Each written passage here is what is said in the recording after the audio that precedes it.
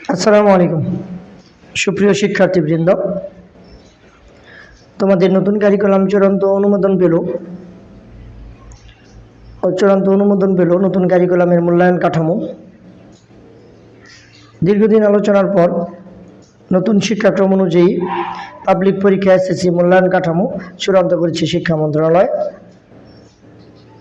গতকাল শিক্ষা মন্ত্রণালয়ে অনুষ্ঠিত মাধ্যমিক স্তর এবং কারিগরি মাদ্রাসা স্তরের যৌথ শিক্ষাক্রম সমন্বয় কমিটির সভায় চূড়ান্তভাবে সিদ্ধান্ত গ্রহণ করা হয়েছে।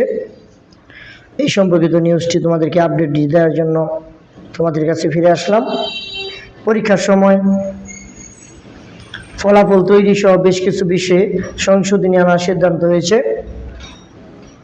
অর্থাৎ পূর্ণাঙ্গ একটা সিদ্ধান্তপত্র জারি করা হয়েছে, যেখানে তোমাদের পরীক্ষার কার্যক্রম লিখিত অংশে 65% এবং অন্যান্য কার্যক্রমে 35% করা হয়েছে।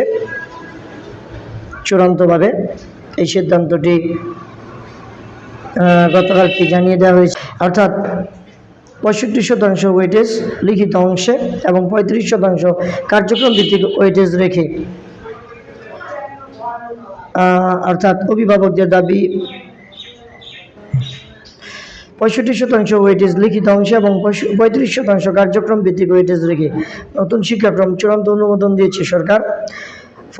ফলে 2025 সালের মাধ্যমিক স্কুল সার্টিফিকেট পরীক্ষা জানুয়ারি মাসে হওয়ার সিদ্ধান্ত রাখা হয়েছে। নতুন কার্যক্রমে এসএসসি পরীক্ষা লিখিত অংশের 65% আর কার্যক্রম ভিত্তিক অংশের 35% রাখার সিদ্ধান্ত হয়েছে।